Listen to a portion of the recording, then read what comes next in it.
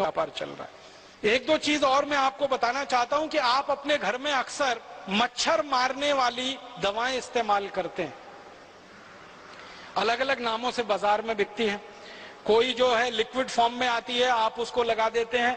कोई तो टिकिया के फॉर्म में आती है, आप उसको इस्तेमाल करते हैं।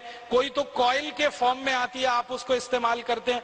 कॉइल के रूप में मच्छर मारने वाली कोई भी दवा इस्तेमाल करें, टिकिया के रूप में इस्तेमाल करें या लिक्विड के रूप में इस्तेमाल करें, उनमें जो इस्तेमाल होने वाला केमिकल है वो डी एथिलीन है, वो मेल्फोक्विन है और वो फॉस्फीन है। ये तीन खतरनाक केमिकल हैं जो इस्तेमाल होते हैं और ये तीनों केमिकल यूरोप और अमेरिका के 56 देशों में बंद है और 20 साल से बंद है। हम हमारे घर में छोटे छोटे बच्चों के ऊपर वो लगा के छोड़ देते हैं।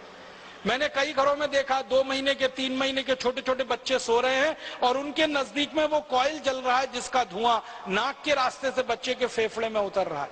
वैज्ञानिकों का ये कहना है कि ये मच्छर मारने वाली दवाएं अंत में मनुष्य को मार देती हैं।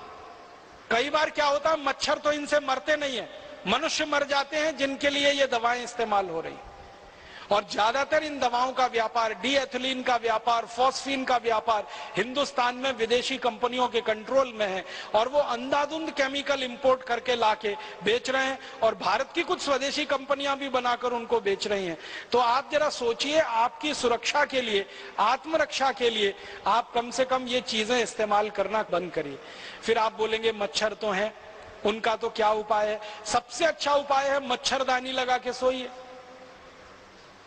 स्वदेशी है, सस्ती है, क्वालिटी में अच्छी है, सारे देश में उत्तर से दक्षिण पूरब से पश्चिम मिलती है और कोई साइड इफेक्ट नहीं है, कोई एक्सपायरी डेट नहीं है।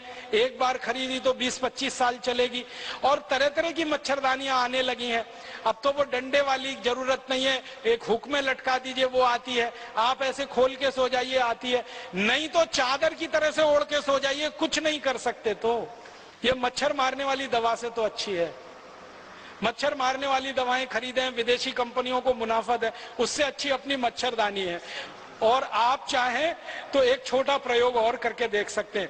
नीम होता है ना, नीम का तेल बाजार में मिलता है, तो नीम का तेल ऐसे जलाएं दीपक के रूप में।